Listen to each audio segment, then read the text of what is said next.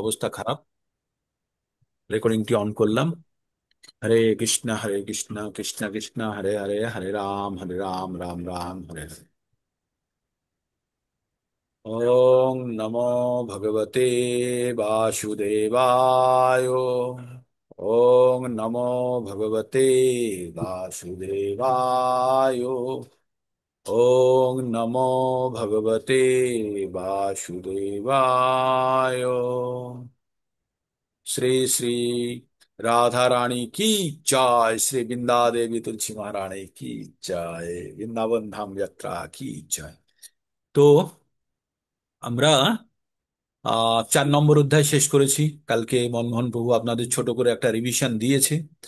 তারপরে আপনাদের তার সঙ্গে চলেছে 5 নম্বর অধ্যায়ের কিছু শ্লোক, 4টে পর্যন্ত আপনাদেরকে পঠন করিয়েছে। আমি কানেক্টেড ছিলাম, কিন্তু আমি সেই অর্থে আমি আপনাদের সঙ্গে পার্টিসিপেট করতে পারিনি। হুম।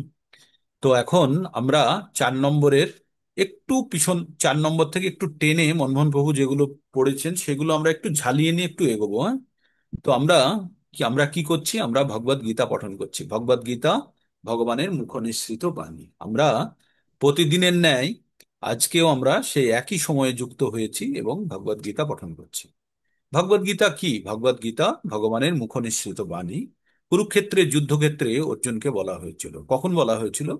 যখন অর্জুন ভীষণ ভীষণ মানে বিষাদগ্রস্ত হয়ে গেছিল, ভেবে পাচ্ছিল না কি করবে। তার আত্মীয় স্বজনকে যুদ্ধক্ষেত্রের সামনে দেখে সে মানসিক দিক থেকে সে ভীষণভাবে ভেঙে পড়েছিল। তখন সে ভেবেছিল যুদ্ধ না করাই ভালো। ভগবান তাই অর্জুনকে জ্ঞান প্রদান করেন। তো এই ভগবান অর্জুনকে যে জ্ঞান প্রদান করেন সেটি 18টি অধ্যায়ে 700 শ্লোকের মধ্যে লিপিবদ্ধ আছে। এই এই জ্ঞান এই জ্ঞান পবিত্র জ্ঞান অর্জুনকে যদিও দিয়ে থাকেন, তবুও এই পবিত্র জ্ঞান আমাদের সকলের জন্য প্রযোজ্য। আর এটি প্রকৃত উদ্দেশ্য হচ্ছে আমাদের মতো মূর্খদেরকে এই জ্ঞান দেওয়ার জন্যই ভগবান অর্জুনের মাধ্যমে এই প্রেক্ষাপট তৈরি করেছেন। এখন আমরা ভগবদ গীতা থেকে কি কি জ্ঞান অর্জন করতে পারি? আমরা ভগবদ গীতা থেকে 5টি বিষয় সম্বন্ধে জ্ঞান অর্জন করতে পারি: ঈশ্বর, জীব, প্রকৃতি, সময় এবং কর্ম। এই 5টি বিষয়ের মধ্যে প্রথম 4টি বিষয় হচ্ছে একই, সকলের জন্য মোটামুটি আমাদের একই। পঞ্চম বিষয়টি হচ্ছে সেটি ভিন্ন। এই পঞ্চম বিষয়টি হচ্ছে কর্ম।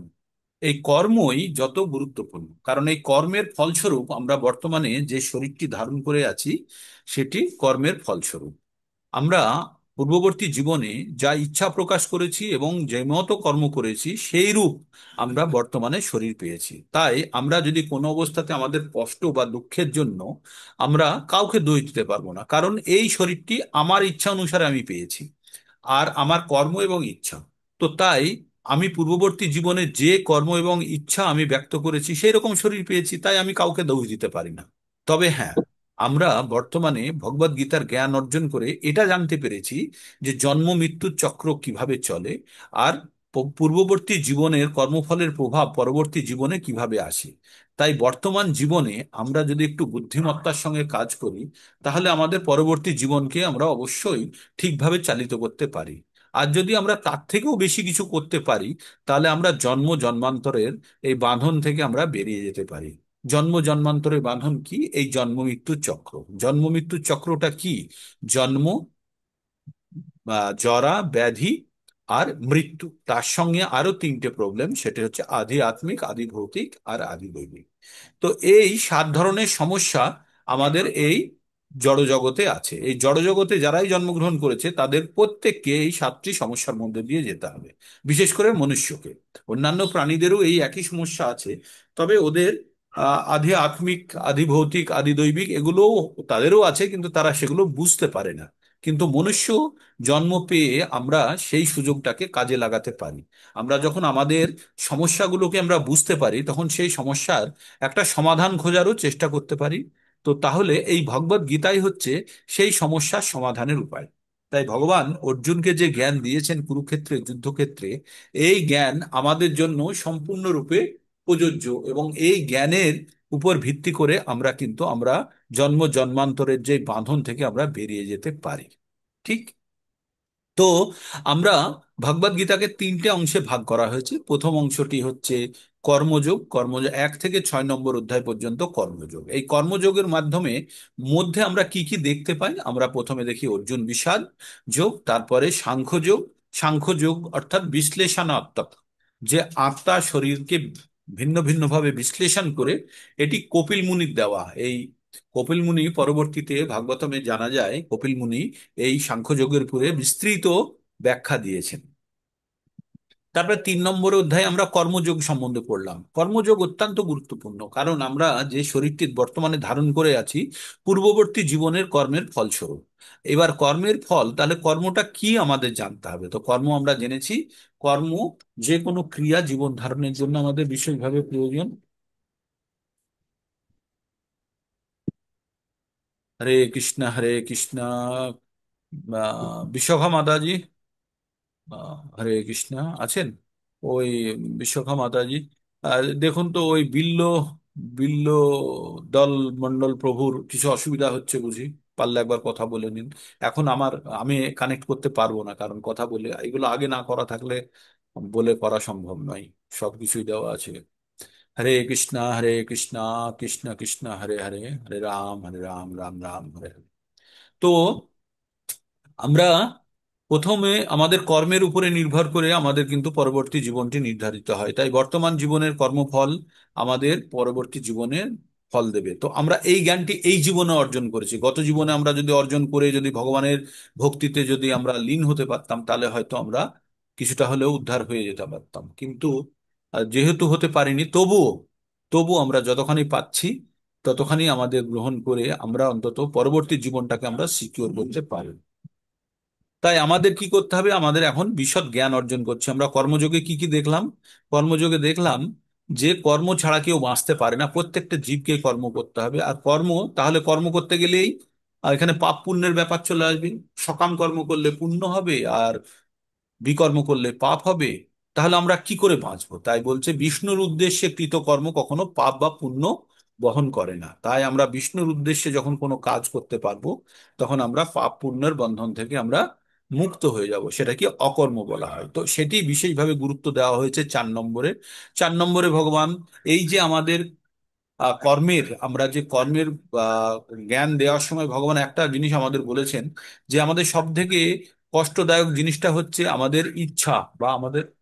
ও, হরে কৃষ্ণ।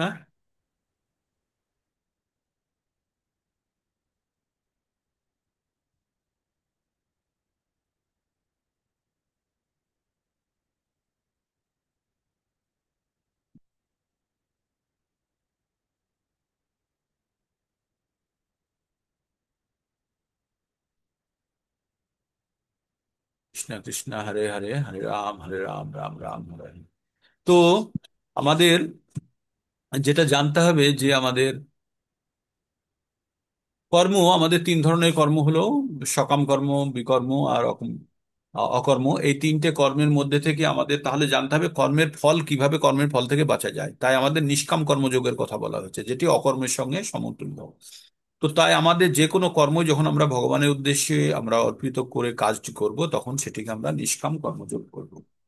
তো এই নিষ্কাম কর্মযোগের ফল আমরা কিভাবে পাবো? আমাদের নিষ্কাম কর্মযোগের কোনো ফল আমরা তো চাই না, তাহলে নিষ্কাম কর্মযোগ হচ্ছে সম্পূর্ণ ভগবানের উদ্দেশ্যে কৃতকর্ম। তো আমরা যদি সর্বতোভাবে কোনো ফলের আশা না করে ভগবানের উদ্দেশ্যে আমরা যে কোনো কর্মকে যদি ভগবানের উদ্দেশ্যে সমর্পিত করে দিই, তাহলে সেটি নিষ্কাম কর্মযোগের মধ্যে পড়বে। তো আমরা যেখানে দেখেছিলাম যে আমাদের সব থেকে বিপজ্জনক কি, আমাদের হচ্ছে কাম। কাম কোথায় লুকিয়ে থাকে? কাম লুকিয়ে থাকে আমাদের আমাদের মনে, আমাদের ইন্দ্রিয়ে, আর আমাদের বুদ্ধিতে। আর এই সব থেকে বড় শত্রু কাকে জেনেছি? কামকে জেনেছি। তো কামকে আমাদের সবসময়, কাম মানে কোনো জিনিস তীব্রভাবে পাওয়ার ইচ্ছাকে বলে কাম। কাম থেকে কি হয়? লোভ। লোভ থেকে হয় ক্রোধ, আর ক্রোধ থেকে হয় বিনাশ। তো তাই আমাদের প্রথমেই আমাদের কামকে সম্বরণ করতে হবে, ঠিক? তো আমরা 4 নম্বর অধ্যায়ে ভগবান জ্ঞান দিলেন, পুরো জ্ঞান, জ্ঞানের শুরু কোথায় থেকে হলো আর জ্ঞানের সমাপ্তি কোথায় গিয়ে হচ্ছে সেটা। তো শুরু হলো ভগবানের এই জ্ঞান কাকে কাকে দিয়েছিলেন, আর শেষে গিয়ে ভগবান কি বললেন? এই জ্ঞান এই জ্ঞান আমি আহ এই এই যে জ্ঞান আমি তোমাদেরকে দিচ্ছি, এই জ্ঞান আমি আগেও বলেছি, সূর্যদেবকে বলেছি, এবং অর্জুনের সঙ্গে সেই নিয়ে ভগবানের একটু আলোচনা হয়। এই যে সূর্যদেবকে যদি আপনি এই জ্ঞান দিয়ে থাকেন, তাহলে আপনার জন্ম তো অনেক সূর্যদেবের জন্ম তো অনেক আগে হয়েছে, তাহলে কি করে আপনি সূর্যদেবকে আর আমাকে জ্ঞান দিচ্ছেন? তো ভগবান সেখানে বললেন যে আমাদের অনেকবার জন্ম হয়েছে, তবুও আমরা আমরা তোমরা সবকিছু মনে রাখো না, কিন্তু আমি সবগুলো মনে রাখি। এইভাবে ভগবান অর্জুনকে বোঝালেন। অকর্ম, কর্ম বিকর্ম সম্বন্ধে ভগবান বিশদ জ্ঞান দিলেন। তারপরে বললেন যে ভগবানকে যেভাবে চাই সে সেইভাবে ভগবানকে পায়, যে যথা মাম প্রপদ্যন্তে তাং তথৈব ভবামি বললেন। বলে আমরা বিভিন্ন যজ্ঞের কথা ভগবান বললেন শেষের দিকে। বলে আমরা কোথায় চলে যাব? আমরা 36-37 নম্বর শ্লোকটি সেদিন একটু আহ প্রভুজি আবার পরে আমাকে জিজ্ঞেস করেছিলেন, তাই আমি এটাকে আর একবার বলতে চাই যে এই শ্লোক দুটির মাধ্যমে কি কি বলতে চেয়েছে। শ্লোক দুটি এমনটি আছে, 36 নম্বর শ্লোকে ভগবান বলছে, ওপি চেদোষি পাপে ভো সরবে ভো পাপ কীর্তম। ওপি চেতো ওপি চেদোষি পাপে ভো সর্বে ভো পাপ কীর্তম সর্বং জ্ঞান প্লবম নৈব বৃজিনাং সন্তরিষ্যসি। তো বলছে এমনকি সব থেকে পাপী থেকে পাপিষ্ঠ ব্যক্তিও যদি হয়ে থাকে, তাহলেও সে যদি জ্ঞান রূপী তরণীতে আরোহণ করে, তাহলে সে দুঃখের সমুদ্র পার হতে পারবে। তার মানে আমাদের এই যে দুঃখের সমুদ্র, এই যে ধরাধাম, এই যে আমাদের মর্ত্যলোক, এখান থেকে বেরোনোর জন্য যে আমাদের তো এখান থেকে মুক্ত হতে হবে, তাই মুক্ত হতে গেলে আমাদের কি করতে হবে? এখানে তিনটে রাস্তা বলছে, তিনটে উদাহরণ দিয়ে বলছে। বলছে জ্ঞান যোগের দ্বারা আমরা কি করতে পারি, জ্ঞান রূপী নৌকায় চড়ে কেউ কিন্তু এই ধরাধামের যে ভবসাগর থেকে বেরিয়ে যেতে পারে, ভবসাগর থেকে বেরিয়ে। তারপরে বলছে কি জ্ঞানের অগ্নিতে কিভাবে, অগ্নির দ্বারা যেমন কাষ্ঠ মানে কাঠকে পুড়িয়ে ছাই করে ফেলা হয়, তেমনি জ্ঞানের অগ্নি দ্বারা আমাদের মনের সংশয়কেও আমরা দগ্ধ করতে পারি, বা কর্মের ফলকেও দগ্ধ করতে পারি। তাই কি বলছে, যথা ইধাংসি সমৃদ্ধ অগ্নি ভস্মসাৎ কুরুতে অর্জুনা জ্ঞানাগ্নি সর্বকর্মাণি ভস্মসাৎ কুরুতে তথা। তো ভগবান কি বললেন, প্রবল রূপে প্রজ্বলিত অগ্নি, খুব জোরে চলা আগুন যেমন কাঠকে পুড়িয়ে ছাই করে দেয়, তেমনি তেমনি জ্ঞান অগ্নি, জ্ঞানের আগুন দ্বারা সমস্ত কর্মকে আমরা কিন্তু জ্বালিয়ে দিতে পারি, মানে আমরা দগ্ধ করে ছায়ে পরিণত করে দিতে পারি। ঠিক। তারপরে ভগবান কি বললেন 38 নম্বরে, নাহি জ্ঞানেন সদৃশং পবিত্রম পবিত্রম ইহ বিদ্যতে সৎ স্বয়ং তৎস্বয়ং যোগ সংসিদ্ধ কাল আত্মনি বিন্দতি। ভগবান কি বললেন, এই জগতে চিন্ময় জ্ঞানের মতো আর পবিত্র কিছু নেই। এই জ্ঞান সমস্ত যোগের পরিপক্ক ফল। একটা যদি আমরা আম গাছ লাগাই, আম গাছ থেকে আমরা কি লাভ, কি ইচ্ছা করি? আমরা চাই যে গাছ থেকে সুন্দর সুন্দর মিষ্ট ফল হোক, তাই না? তাই বলছে এই জ্ঞান হচ্ছে এই চিন্ময়। বলছে এই জগতে চিন্ময় জ্ঞানের মতো আর পবিত্র কিছু নেই। চিন্ময় জ্ঞান মানে আধ্যাত্মিক জ্ঞান। এই জ্ঞান সমস্ত যোগের পরিপক্ক ফল। সমস্ত যত যোগ আছে, কর্মযোগ বা আরো ভিন্ন ভিন্ন বুদ্ধিযোগ যেগুলো আছে, ভক্তি যোগের কথা কিন্তু এখনো উল্লেখ করা হয়নি, তো তার পরিপক্ক ফল। ভগবত ভক্তি অনুশীলনের মাধ্যমে যিনি এই জ্ঞান আয়ত্ত করেছেন, তিনি কালক্রমে আত্মার পরা শান্তি লাভ করে। এই জ্ঞান আমরা যখন জেনে যাব, এই জ্ঞান যখন অর্জন করব, তখন কি হবে, পরবর্তীতে কিন্তু আমরা ভালো কোনটা কর্ম অকর্ম আর বিকর্ম বুঝতে পারবো, আর সেই অনুযায়ী যদি কর্ম করি, তাহলে কিন্তু আমরা কখনোই আর বিপদে পড়বো না, বা এই জন্ম মৃত্যুর চক্রে আবদ্ধে থাকবো না। তারপরে ভগবান 39 নম্বর শ্লোকে কি বললেন, শ্রদ্ধাবান লভতে জ্ঞানং তৎপর সংযতেন্দ্রিয় জ্ঞানম লব্ধা পরম শান্তিম অচিরেনাধিগচ্ছতি। এই শ্লোকটি বারবার আপনাদেরকে পড়তে হবে, হ্যাঁ। এই শ্লোকটি অত্যন্ত গুরুত্বপূর্ণ। কি শ্লোকটি? শ্লোকটি হচ্ছে, শ্রদ্ধাবান লভতে জ্ঞানম, শ্রদ্ধাগান লভতে জ্ঞানং তৎপরা তৎপর সংযতেন্দ্রিয়া জ্ঞানং লব্ধা পরম শান্তিম অচিরেনা অধিগচ্ছতি। তো বলছে, ভগবান কি বলছেন, বলছেন যে সংযিত মানে ভগবদ গীতার জ্ঞান অর্জন করতে গেলে দুটো জিনিস লাগবে কি, একটা হচ্ছে শ্রদ্ধা, অত্যন্ত শ্রদ্ধা লাগবে। আর আর কি লাগবে, সংযত ইন্দ্রিয়, যাদের ইন্দ্রিয় ভোগের ইচ্ছাকে যারা সংযত করতে পেরেছে, তাহলে শ্রদ্ধা, শ্রদ্ধা আর যাদের সংযত ইন্দ্রিয় আছে, তারাই কিন্তু এই ভগবদ ভক্তির জ্ঞান অর্জন করতে পারে। তাই আর যদি ভগবত ভক্তির জ্ঞান অর্জন করতে পারে তাহলে কি হবে, অচিরেণ আর শান্তিম অধিগচ্ছতি, মানে খুব তাড়াতাড়ি সে শান্তি লাভ করতে পারে। তাই আমাদের সংযত ইন্দ্রিয় ও তৎপর হয়ে চিন্ময় তত্ত্বজ্ঞানের শ্রদ্ধাবান ব্যক্তি এই জ্ঞান লাভ করেন, এবং সেই দিব্য জ্ঞান লাভ করে তিনি অচিরেই, মানে বেশি না, পরম শান্তি লাভ করে। পরম শান্তি কিভাবে লাভ করে, যখন কেউ ভগবত ধামে ফেরত চলে যায়। না হলে তো এই জড় জগৎ তো শান্তি পাওয়ার জায়গা নয়, এটি এই জায়গাটির নাম কি, দুঃখালয়ম অশাশ্বতম। তাই এখানে আমরা যতই আমরা ডাক্তার বা যাই বেঁধে রেখে হসপিটালের সঙ্গে যদি আমরা বাড়ি তৈরি করে নিই, তবুও আমাদের কিন্তু একদিন মৃত্যুবরণ করতেই হবে, কারণ আমাদের কাছে কোনো রাস্তা নেই। হ্যাঁ, তো এটা আমাদেরকে খুব ভালোভাবে জানতে হবে, শ্রদ্ধাবান হতে হবে ভক্তি জ্ঞান লাভের জন্য। শ্রদ্ধাবান লভতে জ্ঞানং তৎপর সংযত ইন্দ্রিয়, যার ইন্দ্রিয় সংযত আর যে শ্রদ্ধা আছে, তবেই সে জ্ঞানং লব্ধা, জ্ঞান লাভ করতে পারে। আর তারপরে জ্ঞান লব্ধ করে জ্ঞান পেয়ে কি হবে, অচিরেণ শান্তি, পরম শান্তিম, কি পাবে, পরম শান্তি পাবে। কখন, অচিরেণ অধিগচ্ছতি, খুব তাড়াতাড়ি সেই পরম শান্তি লাভ করে, সে দিব্যজ্ঞান লাভ করে সে অচিরেই পরাশান্তি, পরাশান্তি মানে হচ্ছে চিন্ময় শান্তি, যেটা আমাদের জড়জগতিক শান্তি নয়, পরাশান্তি লাভ করবে। ঠিক এতদূর পর্যন্ত গেল। তারপরে এইবার আমরা 40 নম্বরে কি বলছে, 40 নম্বরে বলছে যে এবার আমরা কি বললাম, কারা ভগবদ গীতার জ্ঞানটা নিয়ে নিতে পারবে। হ্যাঁ, তারপরে এবার বলছে যে অজ্ঞ ব্যক্তিদের কি হয়। তাই বলছে অজ্ঞশ্চ অশ্রদ্ধান, অজ্ঞশ্চ অশ্রদ্ধ, অশ্রদ্ধাশ্চ, অজ্ঞশ্চ অশ্রদ্ধাধানশ্চ সংশয়াত্মা বিনশ্যতি, নায়ং লোকস্তি না পরো না সুখম সংসদ সংশয়াত্মনা। তো বলল অজ্ঞশ্চ অশ্রদ্ধাধানশ্চ সংশয়াত্মা বিনশ্যতি, নায়ং লোকস্তি না পরো না সুখম সংশয় আত্মনঃ।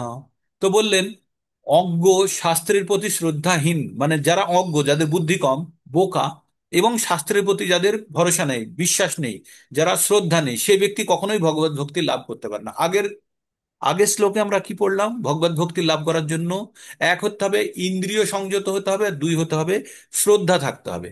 কিন্তু যদি তার বিপরীত হয়, যদি তার অজ্ঞ, তার জ্ঞানও নেই এবং শাস্ত্রের প্রতি তার শ্রদ্ধাও নেই, সে কখনোই ভগবত ভক্তি জ্ঞান লাভ করতে পারে না। সন্দিগ্ধ চিত্ত, যার মনের মধ্যে সব সময় সন্দেহ সন্দেহ আর যার সংশয় থাকে, সে কখনো ইহলোকেও শান্তি ভোগ করতে পারে না, পরলোকেও সুখ ভোগ করতে পারে না। তার মানে যারা অজ্ঞ, যারা বোকা, যারা ভগবানের প্রতি ভক্তি নেই, তারা কখনোই তারা কখনোই সংযত চিত্ত হয়ে ভগবানের দেওয়া সুখ লাভ করতে পারে না, না ইহলোকে পারে না পরলোকে পারে। ঠিক। তারপরে আমরা এবার 41 নম্বর পড়বো। 41 নম্বরে কি আছে, যোগ সংন্যস্ত কর্মণং জ্ঞান সংচ্ছিন্ন সংশয়ম আত্মবনতং না কর্মাণি নিবদ্ধন্তি ধনঞ্জয়। তো ভগবান বললেন, হে ধনঞ্জয়, যিনি নিষ্কাম কর্মযোগের দ্বারা কর্মত্যাগ করেন, জ্ঞানের দ্বারা সংশয় নাশ করেন, আত্মার চিন্ময় স্বরূপ অবগত হন, তাকে কোনো রকমই কর্মের বন্ধনে আবদ্ধ হয় না। আমরা কোথায় থেকে এই চ্যাপ্টারটা শুরু করেছিলাম, কর্মের বন্ধনে আটকানোর পড়ার একটা ভয় ছিল না, যে কর্ম করলেই কর্মের বন্ধনে আটকে যাব।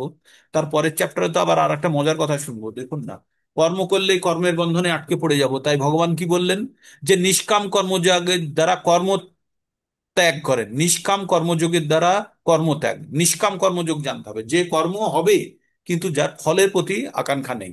তাই বলছে নিষ্কাম কর্মযোগের দ্বারা যারা কর্মত্যাগ করেন, জ্ঞানের সংশয়, জ্ঞানের দ্বারা সংশয় নাশ করেন, মানে জ্ঞানের খড়গ দ্বারা আমরা সংশয়ের যে দড়ি আছে তাকে ছিন্ন করি।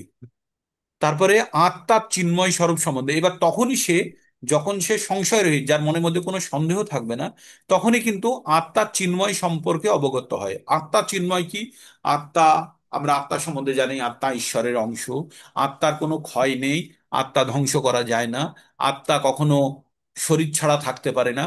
তাই এই শরীর ত্যাগ করে আত্মা চিন্ময় শরীর ধারণ করে বা স্পিরিচুয়াল বডি বা আধ্যাত্মিক শরীর ধারণ করে। তাই বলছে যে এই জ্ঞান কখন অর্জন করে? নিষ্কাম কর্ম দ্বারা, যোগের দ্বারাও, কর্মফল ত্যাগ করেও এই এই যে আমাদের জ্ঞানে কর্মফল ত্যাগ করেন এবং জ্ঞানের দ্বারা সমস্ত সংশয়, যত মনের মধ্যে সন্দেহ আছে, সবগুলোকে ত্যাগ করে আত্মার চিন্ময় স্বরূপ সম্বন্ধে জ্ঞান লাভ করেন, জানতে পারেন। আর তাকে কোনো কর্মই কখনো আবদ্ধ করতে পারে না। ঠিক। এই গেল আমাদের। আচ্ছা, আর একটা রয়ে গেছে। তো এই এই পর্যন্ত ভগবান ফিলোসফি দিয়ে এবার অ্যাকশনেবল কি বলছে, এবার কি করতে হবে।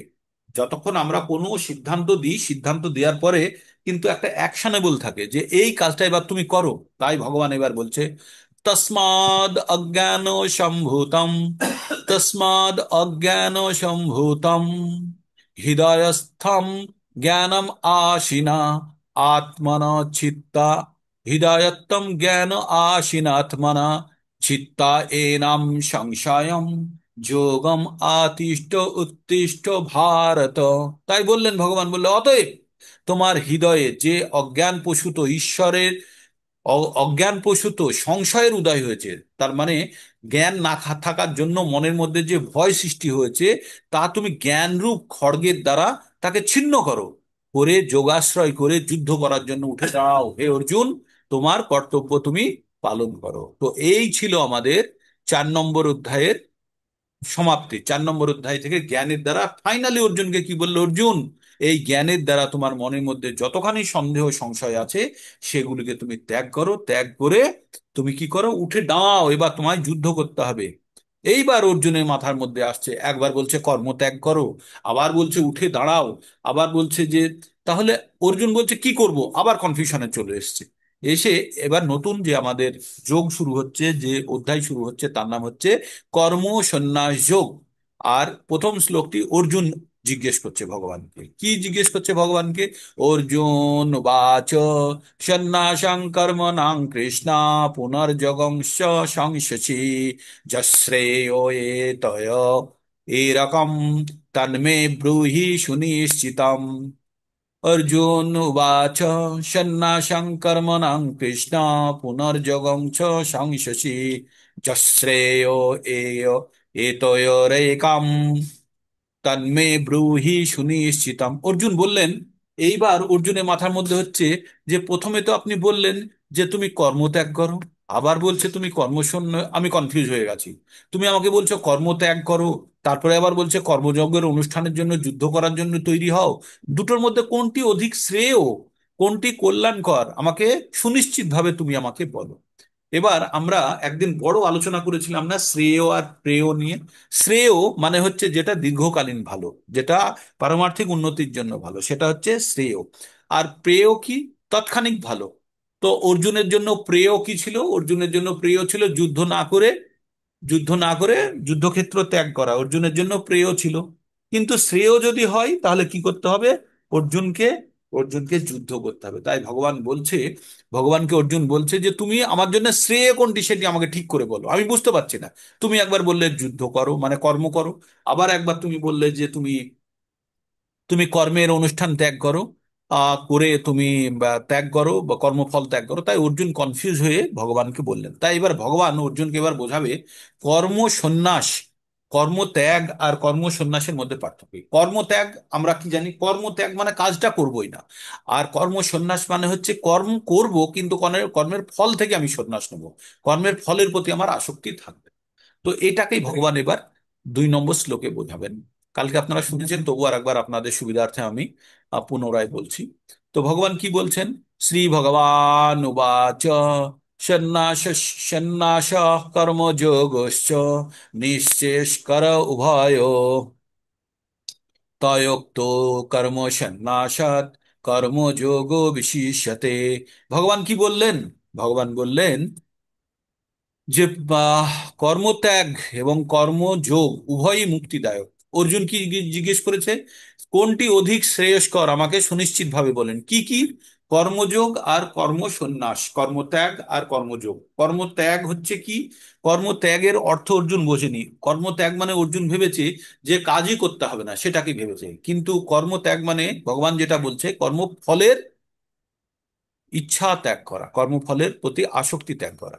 তাই বলছে এই দুটির মধ্যে কোনটি শ্রেয়স্কর। ইন্দ্রিয় তৃপ্তির জন্য যে সকাম কর্ম করা হয় তা মানুষকে জড় বন্ধনে আবদ্ধ করে। জীব যখন তার শারীরিক সুখ স্বাচ্ছন্দ্য বৃদ্ধি করার আশায় নানাবিধ কর্ম করে চলে, সে নিশ্চিতভাবে তার কর্মফল স্বরূপ একটির পর একটি বিভিন্ন ধরনের দেহ ধারণ করে এই জগতে ঘুরে বেড়ায়। তার ফলে সে জড়বন্ধন অনন্তকাল ধরে চলতেই থাকে। তার মানে ভগবান কি বললেন, যে আমরা যদি সকাম কর্ম করি তাহলে কি হবে? সকাম কর্মের ফলস্বরূপ আমরা পুণ্য উৎপন্ন করব, পুণ্য ফল লাভ করব। আর পুণ্য লাভ করা মানে কি হবে? আমাদেরকে পুনরায় পুনরায় আমাদের দেহ ধারণ করতে হবে। তো আমাদের ভগবত জ্ঞান প্রাপ্ত করার উদ্দেশ্য কি?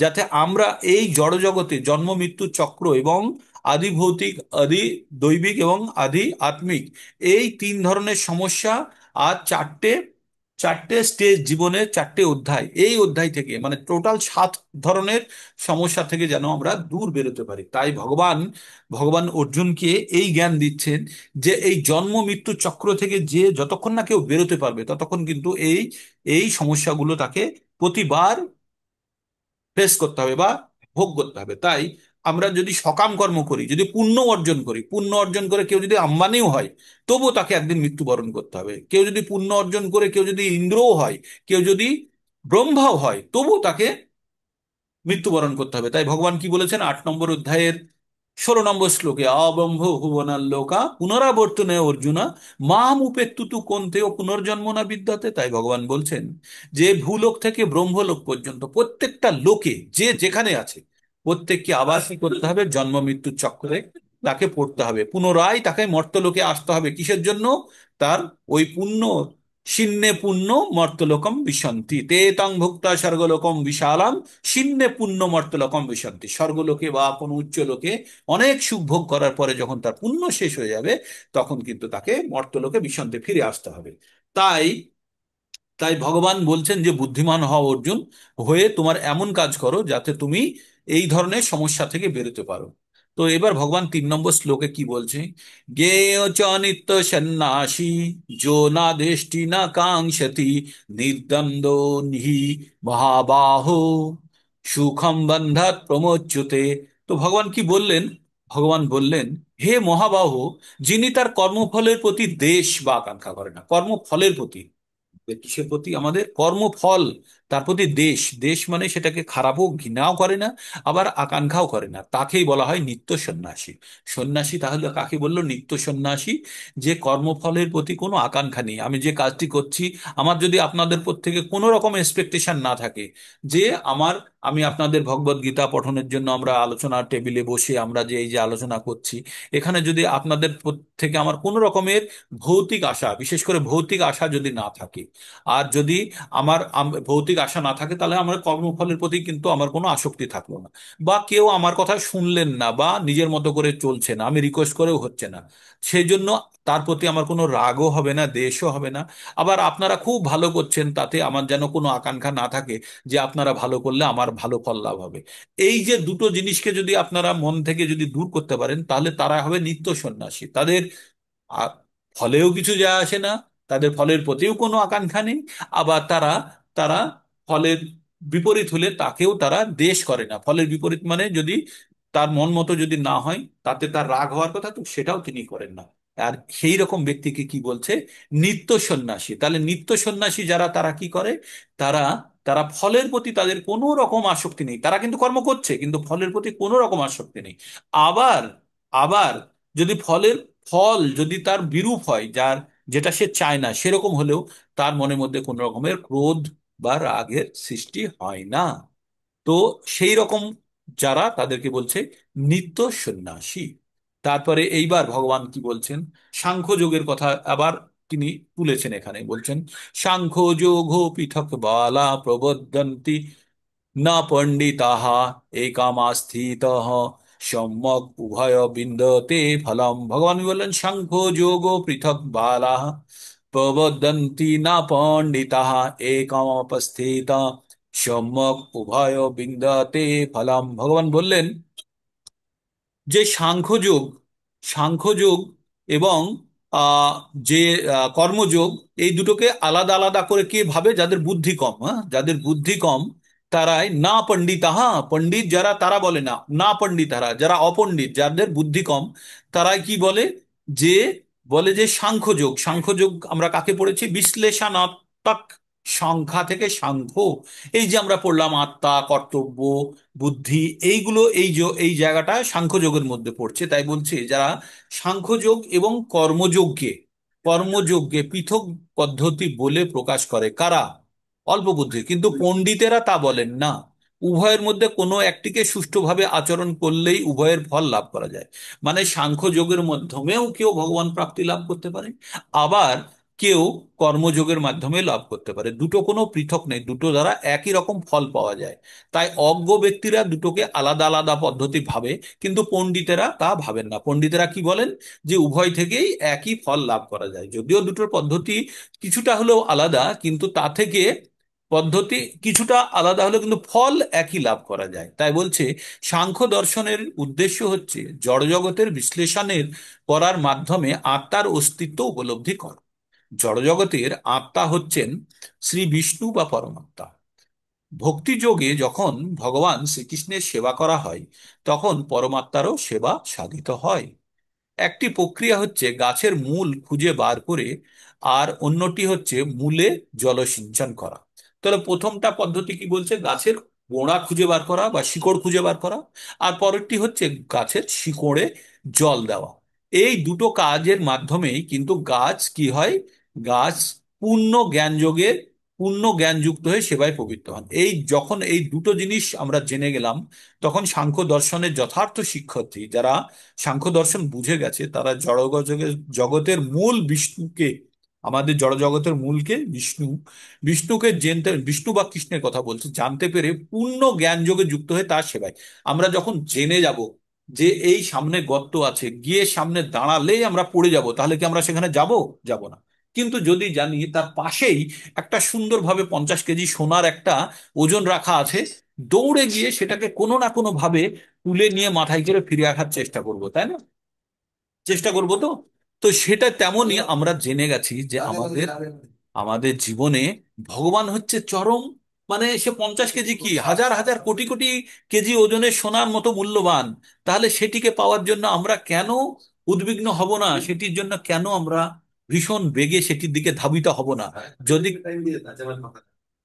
যদি সেটা যদি না হয়, তাহলে জানবে সে অত্যন্ত, সেই জন্য জানতে হবে সেটা অত্যন্ত মূর্খ। হরে কৃষ্ণ, হরে কৃষ্ণ। প্রভুজি কিছু খবর নাকি?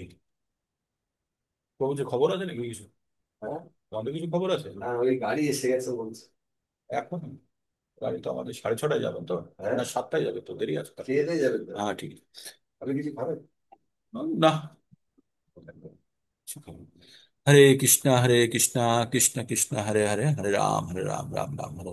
তো আমাদের কি বললো তাহলে? আমাদের বললো যে যারা, আমরা যখন জেনে যাব যে আমাদের সব থেকে মূল্যবান যে জিনিসটা, সেই জিনিসটা আমরা যদি জেনে যাই ওখানে আছে, আমরা সেটার জন্য দৌড়বো না দৌড়বো না? বলুন, কে যাবেন না সেটার জন্য? যদি আমরা জেনে যাই কোনো মূল্যবান বস্তু আমাদের সামনে আছে, তাহলে সেটার জন্য কে দৌড়বেন না? বলুন আমায়, বলুন তো কে দৌড়বেন না? এমন কেউ আছেন যে আমি জানি এখানে 50 কেজি সোনা আছে, আর ওখানে সারা দিনের টিকিট আছে, বা খুব খাবার কুপন আছে, তো কোনটার জন্য দৌড়বো আমি? সবাই দৌড়বে 50 কেজি সোনার জন্য। তেমনি পঞ্চাশ পঞ্চাশ হাজার হাজার কোটি কোটি ওজনের যদি সোনা থাকে আমাদের, তাহলে কি হবে? সেটা হচ্ছে ভগবান। তাহলে তার দিকে ধাবিত যদি না হয়, তাহলে তাকে বুদ্ধিমান বলবো না বোকা বলবো? তা আমরা এই জ্ঞান লাভ অর্জনের ফলে আমরা আমাদের সেই বুদ্ধির উদয়টা আমরা দেখতে পাবো। আমাদের যখন বুদ্ধিটা খুলবে, কখন আমরা এটা জানতে পারবো যে আমাদের জীবনের উদ্দেশ্য কি, আর আমরা আমাদের এখানে লোহা আর সোনা কোনটা, আর আমরা কিসের জন্য দৌড়ছি প্রতি মুহূর্তে। তো সেটা যখন জেনে যাব, তখন আমরা আর ওই রকম কর্মে ফাঁসবো না, তাই না? তো তাই আমরা, তাহলে আমরা কি, আমরা এটা আমরা জেনে গেছি যে আমাদের কাছে মূল্যবান জিনিসটা কি। এটা আমরা কিভাবে জানলাম? সাংখ্যযোগের মাধ্যমে বা বুদ্ধির মাধ্যমে আমরা এটা জেনেছি। তারপরে 5 নম্বর শ্লোক পর্যন্ত যাব। হ্যাঁ, যৎসাংখ্যে প্রাপত্যে স্থানং তৎ যোগৈরপি গম্যতে একক সাংখ্যাং একক সাংখ্যাং চ যোগং চ যো পশ্যতি স পশ্যতি। কি বললেন ভগবান? যিনি সাংখ্যযোগের দ্বারা যে গতি লাভ হয়, কর্মযোগের দ্বারাও সেই গতি প্রাপ্ত হওয়া যায়। তাই যিনি সাংখ্যযোগ ও কর্মযোগকে এক বলে জানেন তিনি যথেষ্ট তত্ত্বদর্শন। সাংখ্যযোগটা কি? সাংখ্যযোগ হচ্ছে বিশ্লেষণাত্মক, মানে কোনো জিনিস সম্বন্ধে, আত্মা সম্বন্ধে, ঈশ্বর সম্বন্ধে বিশ্লেষণ করা। যেমন বললো না, গাছের গোড়া খুঁজে বার করা, আর আরেকটা হচ্ছে গাছের গোড়ায় জল দেওয়া, দুটোই কিন্তু একটার সঙ্গে আর একটা সম্পর্কযুক্ত। তাই বলছে সাংখ্যযোগের দ্বারাও আত্ম উপলব্ধি করে ভগবানকে পাওয়া যায়। এবং আরেকটা হচ্ছে সাংখ্যযোগ ছাড়াও আরেকটা কি হচ্ছে আমাদের, আমাদের যেটা হচ্ছে যে আমরা কর্মযোগের দ্বারাও সেই একই ফল পেতে পারি, তাই না? তো তাই বলছে সাংখ্যযোগের দ্বারাও যে ফল পাওয়া যায়, কর্মযোগের দ্বারাও সেই একই ফল পাওয়া যায়। আর এটা সেজন্য দুটোর মধ্যে বিশেষ পার্থক্য নেই। এটা কে জানেন? যে তত্ত্বদর্শা, তত্ত্বদ্রষ্টা, যে তত্ত্ব জেনে গেছে, তার কাছে এই দুটোর জন্য কোনো পার্থক্য নেই। হুম। তারপরে আমাদের 6 নম্বর চলে যাব। 6 নম্বর শ্লোকে, যেহেতু 4 পর্যন্ত হয়ে গেছিল তাই আমি একটু র্যাপিড আসছি। 6 নম্বরে কি? 6 নম্বরে বলছে সন্ন্যাসস্তু মহাবাহো দুঃখম দুঃখম আপনুত যোগতঃ যোগযুক্তা মুনির্ব্রহ্ম না চিরেণ অধিগচ্ছতি, না চিরেণ অধিগচ্ছতি সন্ন্যাসস্তু মহাবাহো দুঃখম আপনুতম যোগতঃ যোগযুক্তা মুনির্ব্রহ্ম না চিরেণ অধিগচ্ছতি। তো ভগবান বললেন যে যারা যোগ সন্ন্যাসস্তু, সন্ন্যাসস্তু মানে বলছে হে মহাবাহ, কর্মযোগের ব্যতীত কেবল কর্ম ত্যাগ স্বরূপ সন্ন্যাস দুঃখজনক। খুব গুরুত্বপূর্ণ কথা, এবার মাথায় ঢোকান এটা। হে মহাভাব, কর্মযোগ ব্যতীত, কর্ম ত্যাগ সন্ন্যাসজনক দুঃখ, মানে বলছে কর্মযোগ মানে কি? কর্মযোগ মানে হচ্ছে যে কর্ম করে কর্মের ফলের আশা করে না, নিষ্কাম কর্মযোগকে কর্মযোগ বলা হয়। কিন্তু কেবল কর্ম ত্যাগ স্বরূপ সন্ন্যাস, কেউ যদি কর্ম ত্যাগ মানে কর্ম থেকেই সন্ন্যাস নিয়ে নিল, তাকে কিন্তু সে সে কিন্তু সেটা তার জন্য খুব দুঃখজনক। কিন্তু যদি যোগে যুক্ত হয়ে মুনি অচিরেই ব্রহ্মকে লাভ করে। যদি কেউ কর্মযোগে যুক্ত আছে কিন্তু সে ফলের আকাঙ্ক্ষা না করে, ফলের প্রতি তার কোনো দেশও নেই, তার কোনো আকাঙ্ক্ষাও নেই, এই অবস্থায় যদি কেউ কর্ম করে, তাহলে কিন্তু সে অচিরেই ব্রহ্ম লাভ করবে। তাই এই জায়গাটা আমাদের খুব বুঝতে হবে। কি বুঝতে হবে? যে কর্মযোগ বাদ দিয়ে কেউ যদি কর্ম থেকে সন্ন্যাস নেওয়া হয় তার জন্য সেটা দুঃখজনক।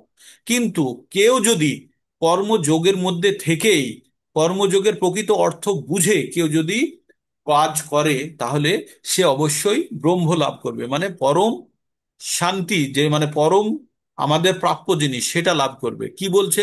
সন্ন্যাসী দুই প্রকারের হয়, মায়াবাদী আর বৈষ্ণব। মায়াবাদী সন্ন্যাসীরা সাংখ্য দর্শন অধ্যয়ন করে, আর বৈষ্ণব সন্ন্যাসীরা বেদান্ত সূত্রের যথার্থ ভাষ্য শ্রী ভাগবত দর্শন অধ্যয়ন করেন। মায়াবাদী সন্ন্যাসীরাও বেদান্ত সূত্র অধ্যয়ন করেন, কিন্তু তারা তা অধ্যয়ন করে শ্রীপাদ শঙ্করাচার্যের শারীরিক ভাষ্যের পরিপ্রেক্ষিতে। শ্রীমদ্ ভাগবত অনুসরণকারী বৈষ্ণবেরা পঞ্চরাত্রিকী বিধি অনুসারে ভক্তি মার্গে ভগবানের সেবা করে থাকেন, ভগবানের সেবা করে থাকেন। পঞ্চরাত্রি কি? যেটা হচ্ছে নারদ মুনির দেওয়া আমাদের ওই পঞ্জিকার মতো একটি গ্রন্থ, যেখানে আমাদের পুরো ডিটেলস দেওয়া আছে কিভাবে কিভাবে কি কার্যকর্ম করতে হয়। তো এইভাবে আমাদের আমাদের 6 নম্বর অধ্যায়ে তাহলে আমাদের কি বললো? আমাদের বললো কর্মযোগ, কর্মযোগ ব্যতীত ও কর্মফল ত্যাগ করা, মানে সেটা হচ্ছে দুঃখজনক। আমরা যদি কর্মই ত্যাগ করে দিলাম কর্মফলের ভয়ে, তাহলে সেটা দুঃখজনক। কিন্তু কর্মের ফল প্রতি আকাঙ্ক্ষা না করে কর্ম করাটাই হচ্ছে কর্মযোগ। তাই তাহলে সে ব্রহ্ম লাভ করতে পারে। এবার 7 নম্বর শ্লোকটা আমরা পড়বো। উফ, 7 নম্বর শ্লোকটি আমরা পড়ব।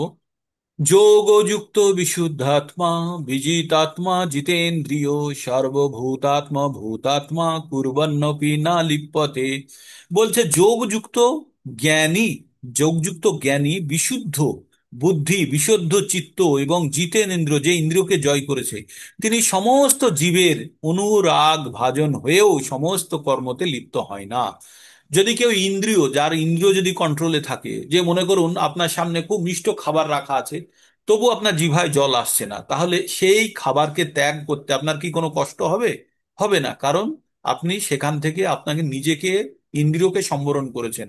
তাই যারা বিচি জিতেন্দ্রিয়, যারা ইন্দ্রিয়কে জয় করে ফেলেছে, যারা জ্ঞানী, যাদের বুদ্ধি বিশুদ্ধ হয়ে গেছে, যখন পবিত্র জ্ঞানের দ্বারা যদি কারোর বুদ্ধি বিশুদ্ধ হয়ে যায়, তখন তার চিত্তও যদি বিশুদ্ধ থাকে, তাহলে সে জীবের অনু তারা সমস্ত জীবের অনুরাগ ভাজন হয়েও সমস্ত কর্ম করে তাতে লিপ্ত হয় না, মানে সব ধরনের কাজ করে, কিন্তু কাজের ফল ভোগ করে না, বা পাপ ও পুণ্য ভোগ করে না, কারণ সে কাজ থেকে সম্পূর্ণরূপে, কাজের ফল থেকে সম্পূর্ণরূপে সন্ন্যাস নিয়ে নিয়েছে। কৃষ্ণ ভাবনায় ভাবিত হয়ে যিনি মুক্তির পথে এগিয়ে চলেছেন, তিনি প্রতিটি জীবের অত্যন্ত প্রিয়, এবং প্রতিটি জীবই তার প্রিয়। কৃষ্ণ ভাবনামৃত লাভ করার ফলেই এটি সম্ভব। এই প্রকার ব্যক্তি কোনো কিছুকেই শ্রীকৃষ্ণের থেকে ভিন্ন রূপে দেখেন না। একটি গাছের ডালপালা যেমন গাছটি থেকে ভিন্ন নয়, তেমনি প্রতিটি জীবকে ভগবানের থেকে অভিন্ন দেখেন। তিনি জানেন গাছের গোড়ায় জল দিলে যেমন গাছটিকে জল দেওয়া হয়, তেমনি উদরকে খাদ্য দিলে আমাদের কি হয়, সারা শরীরে খাদ্য পৌঁছে যায়। তেমনি তেমনি বলছে, তেমনি ভগবানের সেবা করলে সমস্ত জীবজগতের সেবা করা হয়। এইভাবে শ্রীকৃষ্ণের দাসত্ব করার মাধ্যমে যিনি সকলের দাসত্ব করে চলেছেন, তিনিই সকলের প্রিয়, আর তার এবং সকলেই তার প্রিয়। যেহেতু তার কার্যকলাপ সকলকেই সন্তুষ্ট, তাই তার চেতনা পবিত্র ও নির্মল। যেহেতু তার চেতনা পবিত্র ও নির্মল, তাই তার মন সম্পূর্ণরূপে সংযত, আর তার চিত্ত সংযত হওয়ার ফলে সে ইন্দ্রিয়গুলিও তার সংযত। তার মন সর্বদাই ভগবান কৃষ্ণের চরণে নিবদ্ধ, মানে ভগবানের দিকে তার মন নিবেশিত। তাই তিনি কখনোই ভগবানকে বিস্মৃত হন না, মানে কখনো ভোলেন না ভগবানকে। সুতরাং ইন্দ্রিয়গুলি কৃষ্ণ সেবা ব্যতীত জড়জগতের সেবায় নিযুক্ত হওয়ার কোনো সম্ভাবনা থাকে না। দেখুন, একটা জিনিস আমাদের জানতে হবে, আমাদের ইন্দ্রিয়গুলোকে কখনোই কন্ট্রোল করা খুব কঠিন। আমাদের ইন্দ্রিয়কেও কিছুটা হলে কন্ট্রোল করতে হবে, মনকে তো কন্ট্রোল করা যাবেই না। তাই কি করতে হবে, আমাদেরকে ইন্দ্রিয়গুলোকে আমাদের ভগবানের সেবায় নিয়োজিত করতে হবে। যখন আমরা ইন্দ্রিয়গুলোকে ভগবানের সেবায় নিয়োজিত করব, তখন কিন্তু মন অটোমেটিক আমাদের বশে চলে আসবে। মন তখন অন্য ভাবনা চিন্তায় যেতে পারে না। এই যে আমরা শ্রবণ করছি বা আমি বলছি, তখন কি হচ্ছে, আমার মুখ কাজ করছে, আপনাদের কান কাজ করছে, আমারও কান কাজ করছে, চোখ কাজ করছে। তাহলে এই এতগুলো ইন্দ্রিয় যখন একসঙ্গে ভগবত ভক্তির জন্য যখন ব্যস্ত হয়ে আছে, তখন কোনো অবস্থাতেই আমাদের মন কিন্তু এদিক ওদিকে যেতে পারবে না, যদি আমরা সঠিকভাবে শুনি। কাল থেকে 8, 9 থেকে আবার এগোবো। আজকে এই পর্যন্তই থাকবে। আমি ক্ষমা চাইবো, আমাদের আবার পরবর্তী প্রোগ্রাম একটা জায়গায় যাওয়ার আছে। তো আপনাদের সকলে কানেক্ট হওয়ার জন্য আমি অত্যন্ত আপনাদের প্রতি কৃতজ্ঞ, যে আপনারা সকালে এত কষ্ট করে ভগবানের নাম গান শোনা, পাঠ করা, সবকিছু করার জন্য আপনারা উন্মুখ হয়ে থাকেন। আর তাই আমরা সকলে মিলে ভগবত ধামে, ভগবানের কাছে পৌঁছানোর জন্য যে চেষ্টার প্রয়োজন, আমরা সবাই মিলে কোনো রকমের কম রাখবো না। এই 5 নম্বর চ্যাপ্টারটা একটু আপনাদের খিটখিটে লাগবে, একই কথা বারবার বলবে, কর্ম ফল আর কর্ম সন্ন্যাস। কথাটির অর্থ কিন্তু বুঝে নিতে হবে, কর্ম ফল ত্যাগ করা হলেই সবকিছু হয়ে গেল, বাস আর কিচ্ছু নয়। আর জ্ঞান দ্বারা, আর কোনটা জ্ঞান, এই অকর্ম বিকর্ম আর কর্ম, এই তিনটে যখন আমরা জেনে যাব, তখনই কিন্তু আমরা কাজের মধ্যে পার্থক্য বার করতে পারবো। আর তখনই আমরা কিন্তু প্রকৃত অর্থে আমরা কাজ করতে পারবো। আর সেটি এখানে কর্ম সন্ন্যাসের কথাই হচ্ছে, কর্ম থেকে সন্ন্যাস নয়, কর্ম ফল থেকে সন্ন্যাস। এইটা যদি আমরা বুঝে যাই, তাহলে কিন্তু চ্যাপ্টারের মর্মার্থ আমরা বুঝে গেছি। আর এটাই জানতে হবে যে ভগবানের উদ্দেশ্যে কৃত কর্ম, ভগবানের, যদি গাছের গোড়ায় জল দিন, তাহলে গাছের পাতায় আর জল দেওয়ার দরকার নেই। তাই ভগবানের উদ্দেশ্যে যখন আমরা কোনো কর্ম করে ভগবানের সেবা করি, ভগবান যদি সন্তুষ্ট হয়, বাকি জড় সমস্ত জগৎ সন্তুষ্ট হয়ে যাবে। যেমন আমাদের পেটে খাবার গেলে যেমন হাত পা সব জায়গাতে শক্তি চলে আসে, কিন্তু খাবার আপনি দোকান থেকে কোনো রসমালাই বা কোনো খুব সুস্বাদু মিষ্টি এনে আঙুল ডুবিয়ে রাখলে সেটা ভোগ করতে পারবেন? পারবেন না। কিন্তু মুখে দিলে, জিহ্বা দিলে, পেটে গেলে আপনি যেটা ভোগ করবেন সেটা সমস্ত শরীরে প্রবাহিত হবে। তো তেমনই ভগবানের সেবা করলে সমস্ত জগৎ সংসার তার থেকে মানে পোষণ লাভ করবে। তো এই ছিল আজকের প্রোগ্রাম। ক্যামেরা অন করবেন, একবার একটা স্ন্যাপশট নিয়ে নিই যারা যারা কানেক্টেড হতে পেরেছেন। হরে কৃষ্ণা কৃষ্ণ কৃষ্ণ হরে হরে, হরে রাম রাম রাম হরে হরে। আর যদি কারো কিছু বলার থাকে, প্রশ্ন থাকে, প্লিজ হ্যান্ড রেজ করে বলবেন। আনমিউট করার অ্যাক্সেস আছে আপনাদের কাছে, আনমিউট করে বলবেন। আর আমি একটা স্ন্যাপশট নিয়ে নিচ্ছি আজকের অ্যাটেন্ডেন্স। হরে কৃষ্ণা কৃষ্ণ কৃষ্ণ হরে হরে, হরে রাম রাম রাম। হরে কৃষ্ণ। প্রভু বলুন, ভাস্কর প্রভু। এই পঞ্চরাত্রির বিধিটা কি প্রভু? প্রভু একটু জোরে বললে, আমার তো এত তো আমি তো বুঝতেই পারছি না কি হলো। 1 মিনিট। পঞ্চরাত্রির বিধি। আমার মানে আপনাদের কথাগুলো শুনুন, আপনারা হয়তো আমারটা শুনতে পাচ্ছেন, কিন্তু আমি আপনাদের কথা শুনতে। একটু জোরে বলুন, কিছু শুনতে পাওয়া যাচ্ছে না। একটু পঞ্চরাত্রির জোরে বললে বিধিটা একটু কি সুবিধা প্রভু? হতো। পঞ্চরাত্র পঞ্চরাত্র বলছেন। আহ প্রভু বলুন। আরেকবার বলুন ভাস্কর হ্যাঁ, প্রভু, আরেকবার। বলুন। পঞ্চরাত্রির বিধিটা কি প্রভু? পঞ্চরাত্রি বিধিক আমাদের যেমন পঞ্জিকা আছে না, পঞ্জিকা, পঞ্জিকা দিয়ে বিভিন্ন ইনফরমেশন থাকে। তো নারদ মুনির একটা নির্দেশ অনুসারে একটা রচনা করা হয়েছে, ঠিক আছে? সেটির নাম হচ্ছে পঞ্চরাত্রিকী, মানে ওই গ্রন্থটার নাম পঞ্চরাত্রিকী। তাতে বিভিন্ন ধরনের নিয়ম কানুন লেখা আছে। তাই আমরা পড়বো, আমরাও একবার পঞ্চরাত্রিকী খুঁজে বার করবো, চিন্তার কিছু নেই। আমরা তাতে বিভিন্ন নিয়ম কানুন যে কিভাবে কি করা উচিত না করা উচিত সেটি পঞ্চরাত্রিকীতে বর্ণনা করা আছে। তাই আমরা একটা শ্লোকে পড়ি না, স্মৃতি শ্রুতি পুরাণ আদি পঞ্চরাত্রিকী বিধিক বিনা ঐকান্তিকী হরির ভক্তি উৎপাদয়ত কল্পতে। তাই না? যদি আমরা স্মৃতি শ্রুতি পুরাণ আদি, স্মৃতি শ্রুতি মানে মহাভারত, ভাগবতম, বেদ, এগুলো বাদ দিয়ে পঞ্চরাত্রিকী বিধি না, পঞ্চরাত্রিকী গ্রন্থর বিধি বাদ দিয়ে যদি কেউ নিজে নিজের পদ্ধতি তৈরি করে যদি কেউ কিছু করতে যায়, সেটা জগৎ সংসারে উৎপাত তৈরি করে, তাই বলছে। তো সেটার উল্লেখ করার জন্য আমি বললাম। তো পঞ্চরাত্রিকী হচ্ছে নারদ মুনি দ্বারা মানে দেওয়া একটি পদ্ধতি, যেটা লিপিবদ্ধ করা বইয়ের রূপে পাওয়া যায়, পঞ্চরাত্রি কি। হ্যাঁ, আমরা আরো বিস্তারিত এটা সম্বন্ধে পড়তে পারবো, যখন ভাগবতম পড়বো তখন পড়বো, ঠিক আছে? তো এইটাই বেসিক জেনে রাখুন, পঞ্চরাত্রি কি একটা ছোট গ্রন্থ যেখানে সমস্ত নিয়ম কানুন রাখা আছে ভগবত ভক্তির পদ্ধতি সম্বন্ধে। ঠিক, আর কারো কিছু? হরে কৃষ্ণা। আর কারো কিছু নেই? তাহলে এখানে বিরাম নিই। হরে হ্যাঁ। কৃষ্ণ হরে কৃষ্ণ, কৃষ্ণ কৃষ্ণ, আবার কাল সকালে। হরে কৃষ্ণ।